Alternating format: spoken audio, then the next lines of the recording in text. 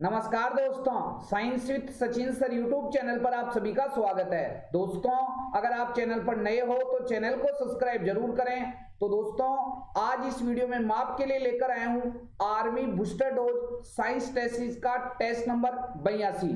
जिन मेरे प्यारे भावी फौजियों ने army booster dose science test के पिछले 81 टेस्ट के वीडियो नहीं देखे हैं, तो दोस्तों अलग से प्लेलिस्ट बनी हुई है। ये सभी पर्सन आपकी आने वाली इंडियन आर्मी रिटन एग्जाम के लिए काफी इंपॉर्टेंट है। और दोस्तों, इस बार इंडियन आर्मी के रिटन एग्जाम में आपका साइंस का एक भी पर्सन गलत नहीं होगा और साइंस के सभी पर्सन सही होने की गारंटी मैं लेता हूं। तो देखिए, स्टार्ट करते हैं army booster dose science test का टेस्ट नंबर 82 का फर्स्ट धमाकेदार वाला पर्सन है दोस्तों। हाँ जी, देखिए फर्स्ट पर्सन है, नर युग्मक या शुक्राणु का उत्पादन कहां होता है? ऑप्शन देखते हैं, अंडा से, सीसन, विषण और शुक्रवाहिनी। तो दोस्तों आपको याद रखना है, नर युग्मक या शुक्राणु का उत्पादन कहां होता है? विषण, जिसको इंग्लिश में बोला जाता है दोस्तों टेस्टिस। मैं लिख देता हूं, काफी इंपोर्टेंट और काफी धमाकेदार वाले पर्सन है। हाँ जी, तो फर्स्ट का करेक्ट आंसर क्या हो जाएगा? सी हो जाएगा। लो जी, नेक्स्ट इंपोर्टेंट पर्सन पे चलते हैं।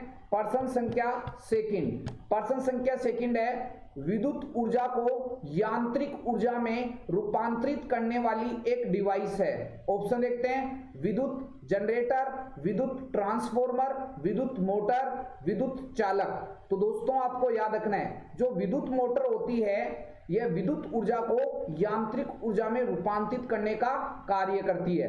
तो सेकंड का करेक्ट आंसर क्या हो जाएगा रे? सी हो जाएगा। लो जी, नेक्स्ट इंपोर्टेंट पर्सन पे चलते हैं। पर्सन संख्या थर्ड। पर्सन संख्या थर्ड है, वाटसन तथा क्रिक द्वारा डीएनए का द्विकुंडलन मॉडल किस वर्ष में प्रस्तावित किया गया? ऑप्शन देखते हैं, 1953, 1997, 1856, 1962। तो दोस्तों आपको याद रखना है, वाटसन तथा क्रिक द्वारा डीएनए का द्विकुंडलन मॉडल, डबल हेलिक्स मॉडल 1953 में प्रस्तावित किया गया था, 1953। ठीक है, तो थर्ड का करेक्ट आंसर क्या हो जाएगा? ए हो जाएगा। धमाकेदार वाले पर्सन है। हाँ जी, नेक्स्ट इंपोर्टेंट पर्सन पे चलते हैं। पर्सन संख्या 4। देखिए पर्सन संख्या 4 है। हाँ जी दोस्तों, शानदार वाली लैंग्वेज में पर्सन, जिस प्रकार आपकी एग्जाम में ये पर्सन पूछे जाएंगे और जिस लैंग्वेज में पूछे जाएंगे, वैसी शानदार वाली लैंग्वेज आपके लिए। ठीक है, आप तैयारी करते रहो अच्छे से दोस्तों, हिम्मत नहीं हारनी है। पर्सन संख्या 4 है, उस पदार्थ को पहचानिए जो सूक्ष्म जीवों द्वारा अपघटित नहीं किया जा सकता। ऑप्शन देखते हैं, मृत पशु, सब्जियों के छिलके, खाली कांच की बोतलें, सड़े पेड़ पौधे।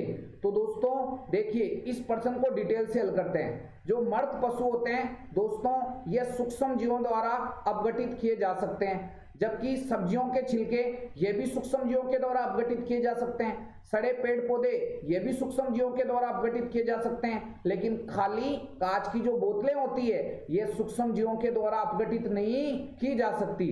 तो 4 का करेक्ट आंसर क्या हो जाएगा? सी हो जाएगा। लो जी, नेक्स्ट इंपोर्टेंट पर्सन पे चलते हैं। पर्सन संख्या 5।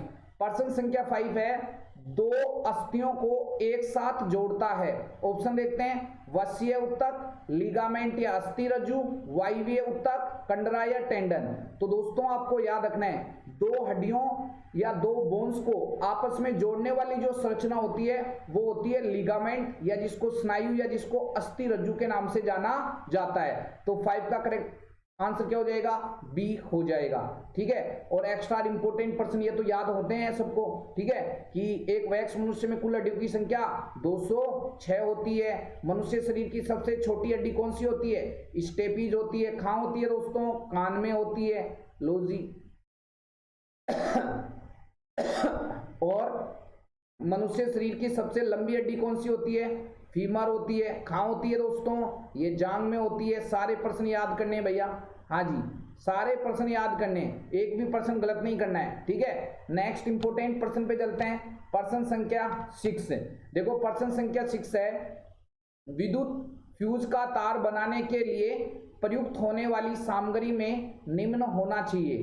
ठीक है, ऑप्शन देख लेते हैं, निम्न गलनांक, निम्न चालकता, उच्च गलनांक और उच्च प्रतिरोध। तो दोस्तों आपको याद रखना है, विद्युत फ्यूज का तार बनाने के लिए प्रयुक्त होने वाली सामग्री का गलनांक क्या होना चाहिए, निम्न होना चाहिए। काफी इंपॉर्टेंट प्रश्न। ये फ्यूज तार की एक विशेषता है कि उसका गलनांक जो मेल्टिंग पॉइंट होता है वो काफी लो होना चाहिए, ठीक है, निम्न गलनांक होना चाहिए। तो 6 का करेक्ट आंसर क्या हो जाएगा, ए हो जाएगा। लो जी, काफी important person. Next important person पे चलते हैं, पर्सन संख्या 7। पर्सन संख्या 7 है लिग्नाइट, बिटुमेनी तथा एंथ्रोसाइट निम्नलिखित में से किसकी श्रेणियां हैं। ऑप्शन देख लेते हैं, कोयला, प्राकृतिक गैस, जैव गैस, नाभिकीय ईंधन। तो दोस्तों लिग्नाइट, बिटुमेनी, एंथ्रोसाइट ये किसकी श्रेणी है, ये कोल या कोयला की श्रेणी है। तो 7 का करेक्ट आंसर क्या हो जाएगा, ए हो जाएगा। लो जी, अब आपको एक्स्ट्रा इंपोर्टेंट पर्सन भी याद करा देता हूं। जैसे आपको याद रखना है, कोयला मुख्यतः कितने प्रकार का, 4 प्रकार का। देखो, एक तो एंथ्रोसाइट होता है, एक बिटुमेनी होता है, एक लिग्नाइट होता है और एक पीट भी होता है। दोस्तों यहां लिख देता हूं पीट, ठीक है, ये इंपॉर्टेंट बात है। लो जी, नेक्स्ट अगर बात करें अपन अगर अपन बात करें कि सबसे उत्तम श्रेणी का कोयला कौन सा होता है, एंथ्रोसाइट, याद रख लेना। और सबसे निम्न श्रेणी का कोयला कौन सा होता है, पीट होता है। किस कोयले में कार्बन की मात्रा सबसे ज्यादा होती है, एंथ्रोसाइट में। लगभग कितनी होती है, 90 से 98%, याद रख लेना भैया। और पीट में कार्बन की मात्रा होती है लगभग 50 से 55%, ठीक है, ये इंपॉर्टेंट बात है। तो ये निम्न श्रेणी का कोयला होता है। जिस कोयले के अंदर कार्बन की मात्रा जितनी ज्यादा होती है वो उतना ही उत्तम श्रेणी का कोयला होता है, ठीक है। बुरा कोयला कौन सा होता है, याद कर लेना, लिग्नाइट, ठीक है। सारे प्रश्न याद करने हैं भैया, एक भी प्रश्न आपका गलत नहीं होगा। दोस्तों ये ऐसे प्रश्न है जो विभिन्न सेंटरों के अंदर जो एग्जाम लगती है इंडियन आर्मी के रिटन एग्जाम की, और विभिन्न जो स्टेट हैं उनके अंदर जो इंडियन आर्मी की रिटन एग्जाम लगती है, उनका जो पर्सन आए हुए हैं उनका एक शानदार वाला कलेक्शन है, ठीक है। अच्छे से तैयारी करो। साइंस में आपको किसी प्रकार की कोई प्रॉब्लम नहीं आने दूंगा। जीके की स्पेशल टेस्ट सीरीज भी चालू कर दी है।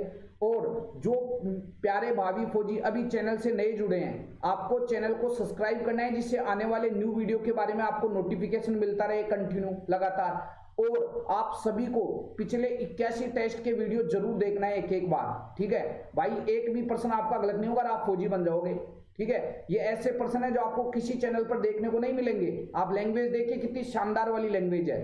हाँ जी, नेक्स्ट इंपोर्टेंट पर्सन पे चलते हैं, पर्सन संख्या 8।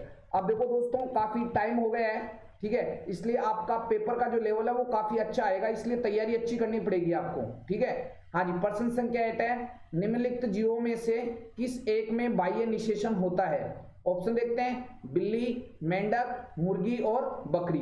सर ये बाह्य निषेचन क्या होता है, तो दोस्तों आपको याद रखना है, नर युग्मक और मादा युग्मक। नर युग्मक और मादा युग्मक का अगर संलयन मादा शरीर के बाहर होता है तो उसको बोला जाता है बाह्य निषेचन।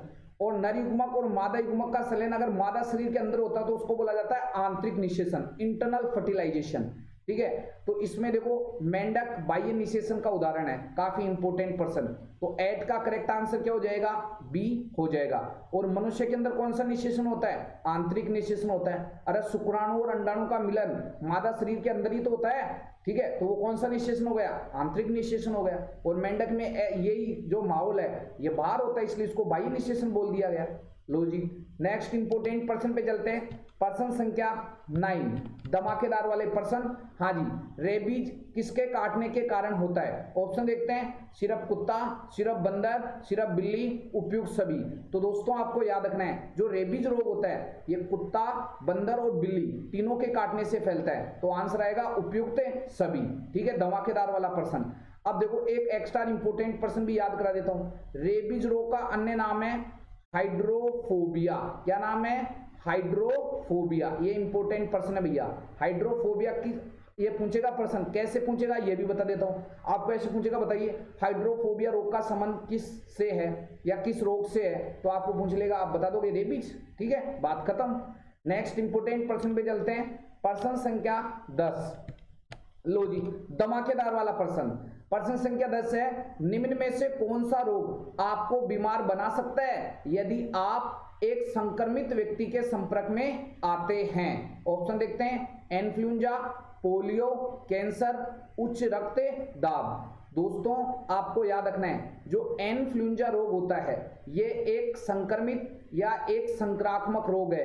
इस रोग से ग्रसित व्यक्ति के सीधे संपर्क में आने से आप भी संक्रमित हो सकते हैं या कोई अदर व्यक्ति भी संक्रमित हो सकता है। जबकि पोलियो, कैंसर और उच्च रक्तदाब ऐसे व्यक्तियों से ग्रसित होने से अगर सीधे संपर्क में आओगे तो ये रोग नहीं होते हैं। काफी इंपॉर्टेंट बात है, ठीक है।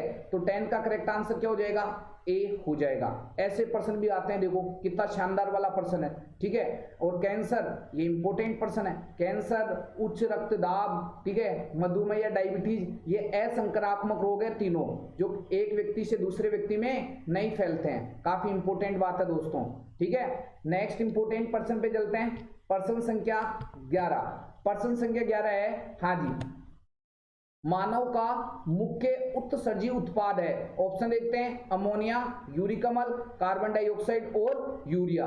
तो मानव का मुख्य उत्सर्जी उत्पाद क्या है? यूरिया। तो 11वीं का करेक्ट आंसर क्या हो जाएगा? डी हो जाएगा। नेक्स्ट इंपोर्टेंट पर्सन पे चलते हैं।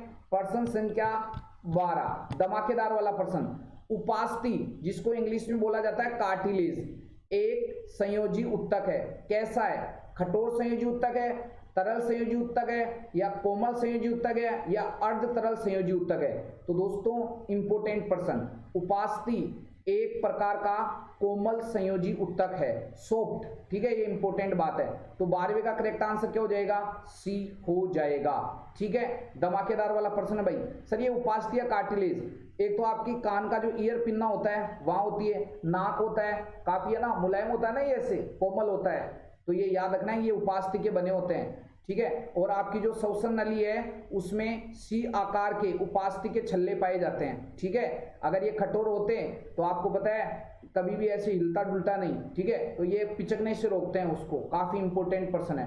तो उपास्थि एक प्रकार का कोमल संयोजी उत्तक है, ठीक है। और रक्त एक प्रकार का कौन सा उत्तक है? तरल संयोजी उत्तक है। ये भी याद कर लेना, ये भी प्रश्न पूछा जाता है कि रक्त किस प्रकार का उत्तक है? तरल संयोजी उत्तक है। लो जी, सारे पर्सन याद करने हैं भैया। नेक्स्ट इंपोर्टेंट पर्सन पे चलते हैं। पर्सन संख्या 13। देखिए पर्सन संख्या 13 है, क्या होगा यदि दो चुंबकों के समान ध्रुवों को एक साथ लाया जाए? ऑप्शन देखते हैं। वे एक दूसरे को प्रतिकर्षित करेंगे, वे एक दूसरे को आकर्षित करेंगे, कभी प्रतिकर्षित करेंगे, कभी आकर्षित करेंगे, न तो आकर्षित करेंगे और न ही प्रतिकर्षित करेंगे। तो एक इंपोर्टेंट और धमाकेदार वाला, ठीक है, आपको पर्सन के अंदर ही दे दिया गया है। क्या कि क्या होगा यदि दो चुंबकों के समान ध्रुवों को, लो जी आंसर आ गया, समान ध्रुव एक दूसरे को हमेशा क्या करते हैं? प्रतिकर्षित करते हैं। तो वह, ठीक है, अगर दो चुंबकों के समान ध्रुवों को अगर आप एक साथ लाओगे तो वो एक दूसरे को प्रतिकर्षित करेंगे। तो 13 का करेक्ट आंसर क्या हो जाएगा? ए हो जाएगा। याद रखना है, समान जो ध्रुव होते हैं वो एक दूसरे को प्रतिकर्षित करते हैं, ठीक है। लो जी, नेक्स्ट इंपोर्टेंट पर्सन पे चलते हैं। पर्सन संख्या 14। देखिए पर्सन संख्या 14 है, वन, जिसको फॉरेस्ट बोला जाता है इंग्लिश में, निम्न का एक उदाहरण है। किसका उदाहरण है? उत्पादक का, जैवमंडल का, पारिस्थितिकी तंत्र का, या समुदाय का। तो दोस्तों वन किसका उदाहरण है? एक इकोसिस्टम या पारिस्थितिकी तंत्र का उदाहरण है। तो 14वें का करेक्ट आंसर क्या हो जाएगा रे? सी हो जाएगा। लो जी, नेक्स्ट इंपोर्टेंट पर्सन पे चलते हैं। पर्सन संख्या 15। देखिए टिन का रासायनिक संकेत है। ऑप्शन देखते हैं, Sb, Sn, Pb, Tn। तो टिन का रासायनिक संकेत क्या है? Sn। काफी इंपोर्टेंट बात। लो जी, तो 15वें का करेक्ट आंसर क्या हो जाएगा? बी हो जाएगा। एंटीमनी, एंटीमनी का होता है Sb। एक स्टार इंपोर्टेंट पर्सन भी बता देता हूं। एंटीमनी का रासायनिक संकेत क्या होता है? Sb। लेड या सीसा, लेड या सीसा का रासायनिक संकेत होता है Pb। सारे पर्सन याद करने हैं भैया, ठीक है। सोने का प्रतीक क्या होता है? सोने का प्रतीक होता है Au, याद कर लेना, ठीक है। चांदी का क्या होता है? Ag, ठीक है, चांदी का प्रतीक होता है Ag। टंगस्टन का प्रतीक कितना होता है? टंगस्टन का जो प्रतीक होता है वो होता है W, ठीक है। सारे प्रश्न याद करने, ऐसे प्रश्न आते हैं जरूर आपकी एग्जाम में। तो दोस्तों आज मैंने इस वीडियो में आपको हल कराया army booster dose science test का टेस्ट नंबर 82, जिन विद्यार्थियों ने army booster dose science test के पिछले 81 टेस्ट के वीडियो नहीं देखे हैं तो अलग से प्लेलिस्ट बनी हुई है। ये सभी प्रश्न आपकी आने वाली इंडियन आर्मी के रिटन एग्जाम के लिए काफी इंपॉर्टेंट है। और दोस्तों इन प्रश्नों के बाहर कुछ भी नहीं आएगा। आप सभी को इन प्रश्नों को जरूर लिखना चाहिए, क्योंकि दोस्तों इसी प्रकार के इसी लैंग्वेज में ये प्रश्न पूछे जाएंगे। तो दोस्तों आपको कमेंट बॉक्स में कमेंट करके बताना है कि आपके 15 में से कितने % सही हुए। और जो दोस्त चैनल पर नए हैं वह चैनल को भी सब्सक्राइब कर लें, जिससे आने वाले न्यू वीडियो के बारे में आपको नोटिफिकेशन प्राप्त हो सके। और दोस्तों वीडियो को लाइक और शेयर जरूर करें। अगर आपको अच्छा लगे तो इसको लाइक करें, शेयर करें और कमेंट बॉक्स में कमेंट करके बताएं कि आपके 15 में से कितने % सही हुए। ठीक है दोस्तों, और आप सभी को होली की हार्दिक शुभकामनाएं। हाँ जी, मिलते हैं नेक्स्ट क्लास में। तब तक के लिए जय हिंद, जय भारत।